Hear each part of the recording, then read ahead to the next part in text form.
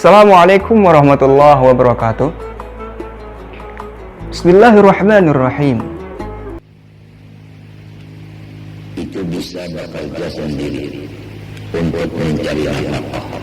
Tapi kalau orang yang sakit, siapakah yang membantu untuk mereka memberi nafkah kepada diri dan tanggungan mereka? Di sinilah letaknya orang-orang wali, kasih sayangnya selalu memikirkan dan membantu orang-orang yang seperti itu. Apalagi orang-orang yang sakit, itu adalah di dalam hati penyakitnya, bukan sakit yang di anggota tubuh. Lebih lagi, apalagi kalau ada orang itu sakit dua-duanya, anggota luarnya jasmaninya sakit, ruhaninya lebih sakit lagi. Tidak tahu agama, tidak tahu istinja, tidak tahu wudu, tidak tahu sholat, tidak tahu sebagai. Ini yang selalu satu demi satu dipanggil oleh seorang wali Allah Subhanahu wa Ta'ala untuk diberikan syafaat. Minimal artinya sekurang-kurangnya syafaat mereka itu adalah pandangan mata mereka sekali pandang. Perhatikanlah, inna lillahi ibadah ila nawaru ila ahadin lam yashqa ba'daha abadan, bahwa Allah Subhanahu wa Ta'ala mempunyai wali-walinya. Apabila wali itu memandang sekali pandangan dengan mata beliau kepada seseorang, maka yang dipandang itu dirubah Tuhan menjadi orang surga, padahal asalnya tulisannya orang neraka. Yang kedua, inna lillahi ibadah man nazara ilaihim nazaratan lam yashqa ba'daha abadan wa hum ahlus sirr, bahwa Allah Ta'ala mempunyai wali-walinya.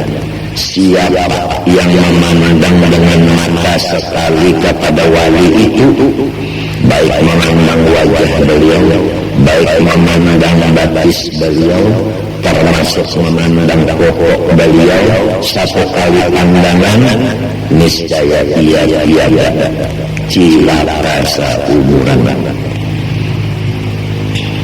Mereka itu adalah orang yang dirahasiakan Allah, yang disembunyikannya di golongan makhluk-makhluknya ini.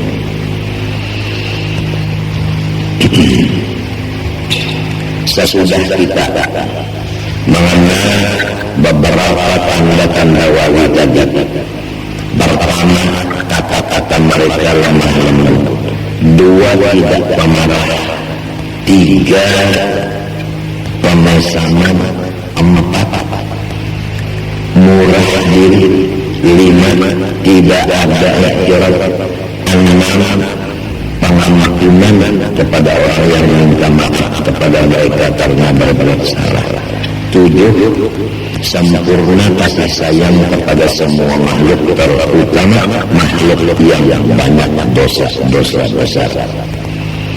Ditambah lagi, yaitu ridhahum bima yasqatul awam min majalil maqdur.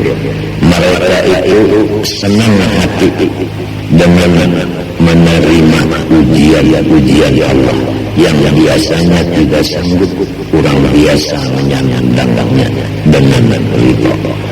Jadi wali-wali itu banyak dapat dalam musibah, nang kurang lain kada sanggup sabar menghadapnya, tapi beliau tenang-tenang saja menghadapi itu ujian yang dia lalui.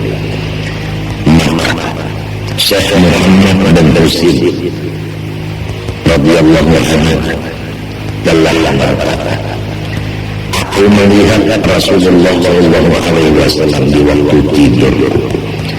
Aku bertanya, ya Rasulullah, amalan-amalan ibadah di dalam dunia ini sangat banyak, maka ulun tunjukilah ulun ini amalan yang paling afdal supaya ulun bisa mengerjakannya.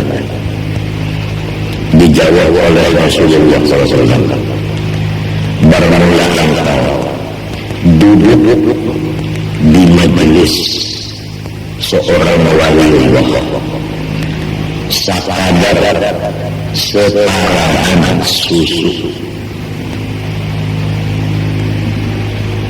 atau sekadar memecah intalu yang mentah. Lebih baik duduk yang sebentar itu di majelis wali itu daripada engkau mengerjakan ibadah apapun mulai keluar di perut ibu sampai engkau mati. Ini umpama ada seseorang ngarannya dan seseorang ngarannya bibi, dan beneran mulai keluar dari paruh rumah ibadah siang seharian, malam semalam sampai mati, umurnya 100 tahun umpama.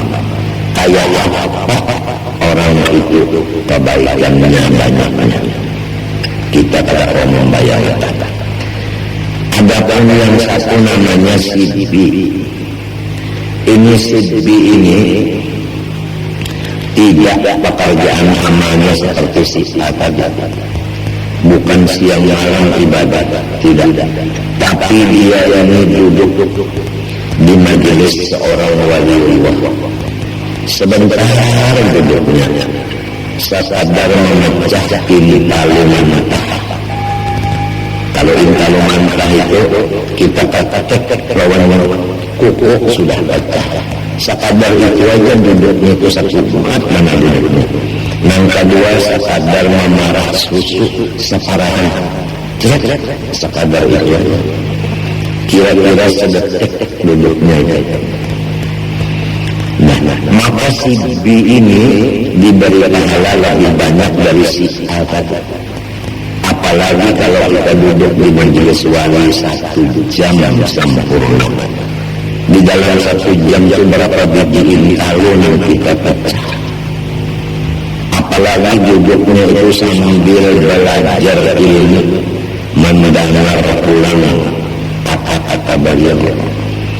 Apalagi melihat ulang wajah beliau, apalagi bersalaman lawan beliau, apalagi membaca salam kepada beliau, memberi salam assalamualaikum,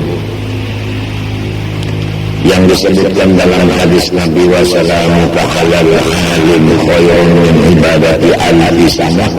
Sekali memberi salam kepada orang alim pahalanya lebih banyak daripada beribadat 1000 tahun. Apalagi apabila melihat beliau dengan mata, kita sudah dirubah menjadi orang yang suhada, orang yang beruntung. Padahal dahulunya kita termasuk orang asyia, orang yang binasa. Sebaliknya apabila kita picak pada melihat lawan wali yang melihat kita sekali, maka sama kita dirubah menjadi orang yang suhada, orang ahli surga, dahulunya ahli neraka.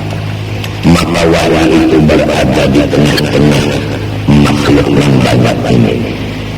Adapun ciri-ciri khasnya yang disebutkan di atas itu tadi.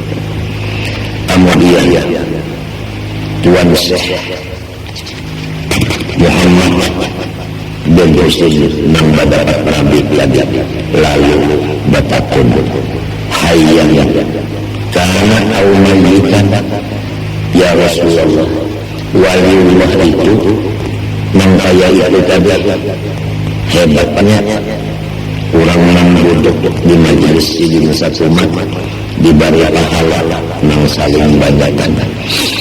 apakah wali yang masih hidup ataukah yang sudah dikubur? Nabi menjawab, hayyan kana aw mayitan, sama aja. Lalu ditafsirkan kata-kata ini oleh waliullah.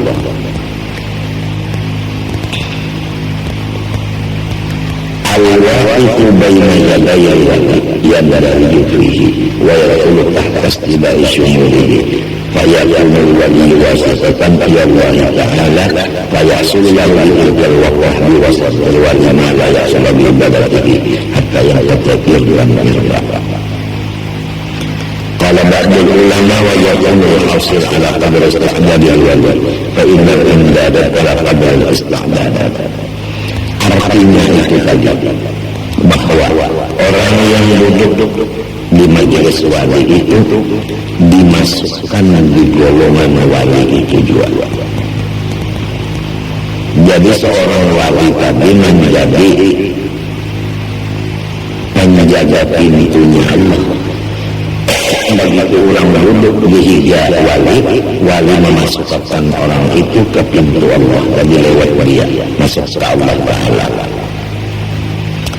Nah, jadi duduk di samping wali di majelis wali tadi itu sama dengan kita itu ingin masuk ke hadrat Allah.